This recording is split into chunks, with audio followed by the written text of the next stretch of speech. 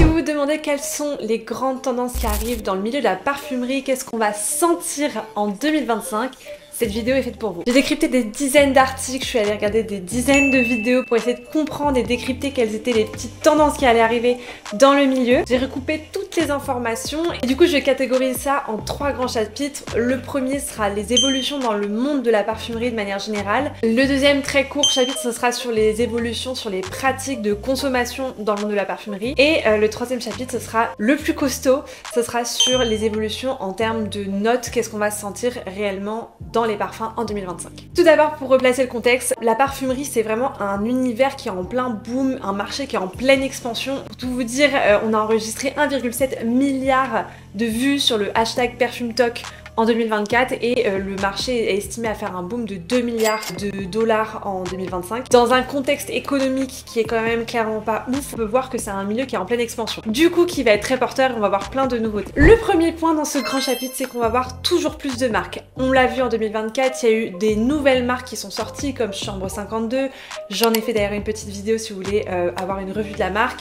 La marque Helléniste également. On a eu un retour des marques qui avaient disparu comme par exemple la marque Violet ou la marque Glossier. Et on a vu des marques aussi qui sont rentrées dans le secteur de la parfumerie alors qu'elles n'en faisaient pas partie initialement, comme Charlotte Tilbury ou Kayali qui étaient initialement des marques de cosmétiques. Et on a vu aussi des collaborations surprenantes comme la collaboration Air France avec Francis Kurkdjian, le Cirque du Soleil qui sort son parfum, ou encore Adidas qui sort sa gamme de sport avec tous ses parfums Happy Feel, Get Comfy, etc. Et enfin la marque de vêtements Acne Studio avec Frédéric Malle. Donc on peut imaginer que en 2025 on va avoir encore un essor de nouvelles marques et aussi un essor de collaboration des marques qui n'étaient initialement pas dans l'univers de la parfumerie qui vont se lancer sur ce secteur là. Donc j'ai hâte de voir ça. Une mode qui me plaît également beaucoup, c'est que apparemment on va avoir aussi un essor de la parfumerie de niche qui va être plus accessible et ça je trouve ça vraiment très bien parce que pour toutes les personnes qui commencent à s'intéresser au milieu de la parfumerie,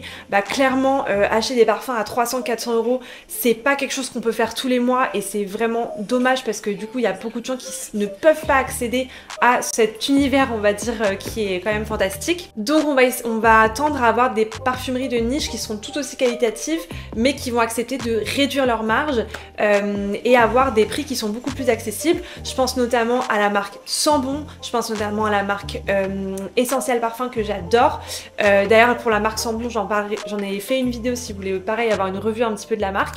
Donc moi ça c'est une tendance qui me plaît beaucoup et j'espère qu'on verra ça pour l'année 2025. Avec cet essor justement des marques de niche, ce qu'on voit généralement aussi c'est que dans les marques de niche on va avoir un effacement des catégories genrées, donc des parfums féminins ou des parfums masculins. Ils prévoient apparemment que les catégories genrées vont être effacées petit à petit, floutées en tout cas.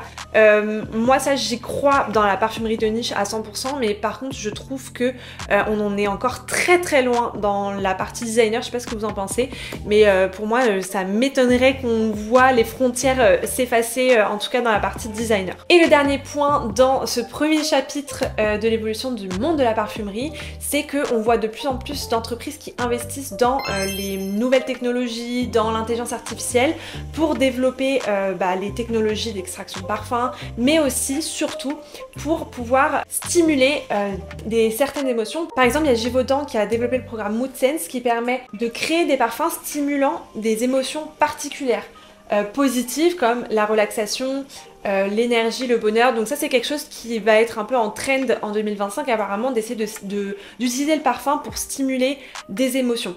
D'ailleurs c'est pas tout nouveau non plus hein, mais il y a déjà des marques qui se sont lancées sur ce secteur là.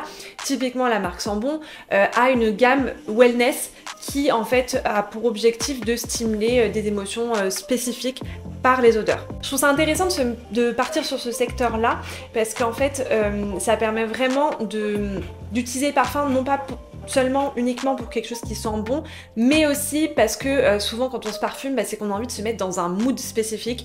Donc moi je trouve ça trop cool qu'on parte là-dessus. Deuxième chapitre, quelles sont les évolutions en termes de pratiques de consommation du parfum. Apparemment pour ça il y a une tendance croissante au layering. Les gens ont vraiment envie de contrôler la façon dont ils se parfument, de pouvoir créer un petit peu leur unique sillage en parfumant, en superposant plusieurs parfums.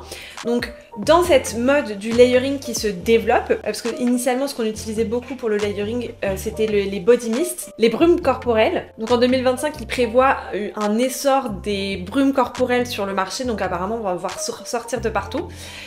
Et aussi des parfums spécifiques pour les cheveux. En fait toute la gamme de parfums va se décliner dans les brumes corporelles, les parfums pour les cheveux, on l'a vu avec Diptyque, avec Dior qui ont sorti aussi leur parfum pour cheveux.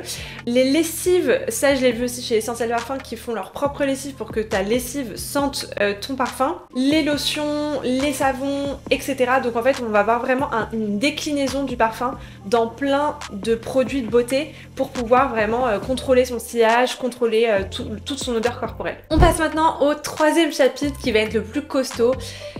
Quelles vont être les notes stars, les notes phares de l'année 2025? Le premier point, c'est que en fait, il faut savoir que l'univers de la parfumerie en général puise vraiment son inspiration dans notre quotidien, dans notre culture, dans nos habitudes de consommation, dans notre environnement. Et donc, par exemple, avec l'essor un peu de la consommation du café, le fait qu'il y ait de plus en plus d'amateurs de café, des différentes spécificités, etc., que c'est quand même un arôme qui est complexe, riche, etc. Il va y avoir un essor des notes de café dans les parfums. Donc ça je suis trop contente parce que moi c'est une odeur, je suis pas une grande consommatrice de café mais j'adore l'odeur du café.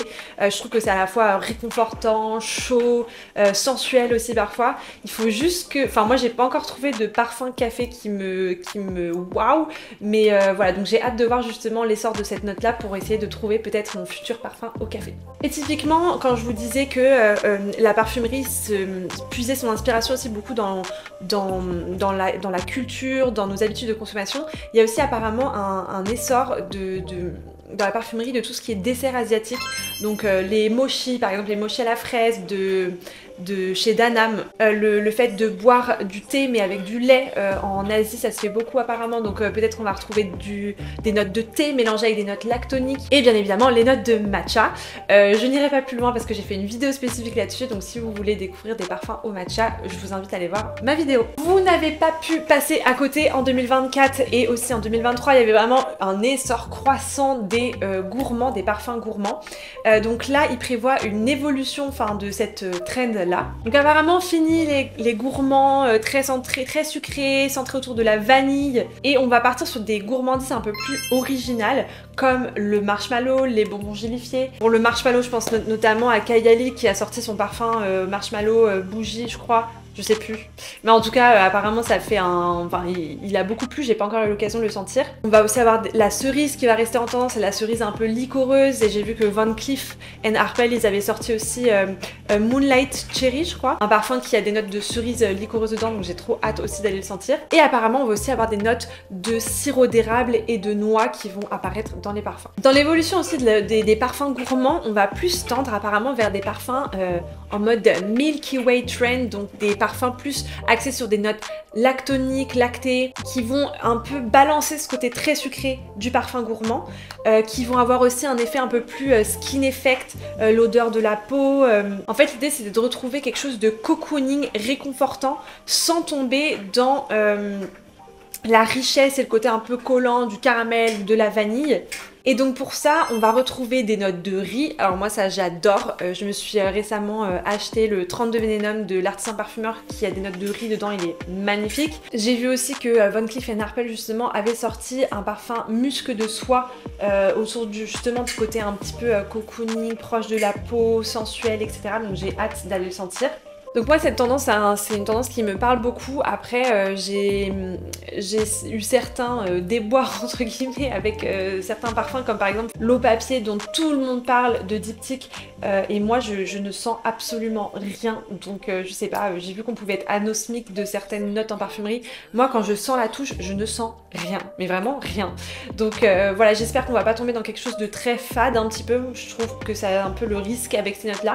Donc j'ai hâte de voir ce qu'ils vont sortir en 2025. Apparemment 2025 ça va être aussi le retour des notes fraîches et vertes, et apparemment les agrumes vraiment lumineux et pétillants ils vont faire leur grand retour, donc la bergamote, la mandarine, mais aussi le yuzu. Apparemment ça va être la note star de 2025. On va aussi avoir apparemment beaucoup de fruits tropicaux, voilà, qu'on retrouve un petit peu ces fruits rares, un peu juteux, sucrés, qui nous rappellent en général les vacances, l'été ou des destinations un petit peu paradisiaques, donc nous faire voyager à travers le parfum grâce à ça. En 2025, il prévoit apparemment aussi un grand accent sur les parfums floraux, donc vraiment mais les parfums floraux revisités. Donc on va avoir plutôt des fleurs vertes ou des fleurs boisées qui vont venir un petit peu casser justement la scission des genres entre les parfums floraux c'est pour les femmes et enfin les hommes ne portent pas de parfums floraux. Et en fait ça c'est aussi possible parce que apparemment il y a beaucoup de technologies qui ont été développées pour reproduire des notes très particulières de fleurs à des instants T de leur vie. C'est par exemple ce qui a été fait avec le parfum Paradox Virtual Flower, apparemment qui a été reproduit grâce à l'intelligence artificielle. Je trouve ça intéressant parce que ça permet de ne pas trop se baser sur la nature et l'exploitation de la nature pour pouvoir finalement reproduire de manière synthétique probablement certaines odeurs de fleurs et de manière hyper proche. Moi je trouve ça très très bien, donc j'ai hâte de voir ce que ça va donner parce que j'aime beaucoup les parfums floraux. Et 2 petites années pour la route, apparemment on va avoir aussi des notes beaucoup centrées autour de l'iris, de la narcisse, de ce côté un petit peu terreux dans les parfums, mais modernisé. Souvent c'est quelque chose qu'on associe un petit peu à des parfums plus matures on va dire. Et donc là par exemple il y a Essentiel Parfum qui va sortir un nouveau parfum autour de l'iris qui a été créé par Dominique Ropion. Donc j'ai hâte de voir, je crois que ça va sortir en mai 2025. Et aussi apparemment on va avoir de plus en plus de notes salées, justement encore dans l'optique de casser, de venir casser un peu ce côté très sucré parfois ou très floral, enfin venir apporter une touche d'origine dans le parfum. Donc ça je vous avais parlé du parfum Jean-Paul Gaultier Divine qui était assez particulier je trouve et assez surprenant parce que c'était un parfum qui tourne autour de la meringue mais avec cette pointe de sel.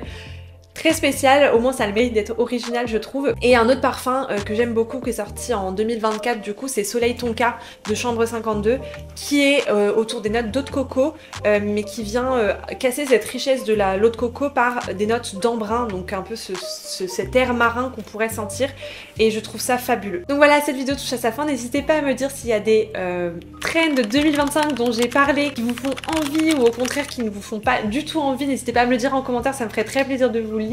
Et si d'ailleurs vous avez vu d'autres trends ou vous prévoyez trends pour 2025, je serais ravie d'en spéculer avec vous. Je pense que cette année promet d'être très riche dans le monde de la parfumerie, j'ai trop hâte de découvrir ça avec vous. Et je vous dis à très bientôt pour une prochaine vidéo. Salut!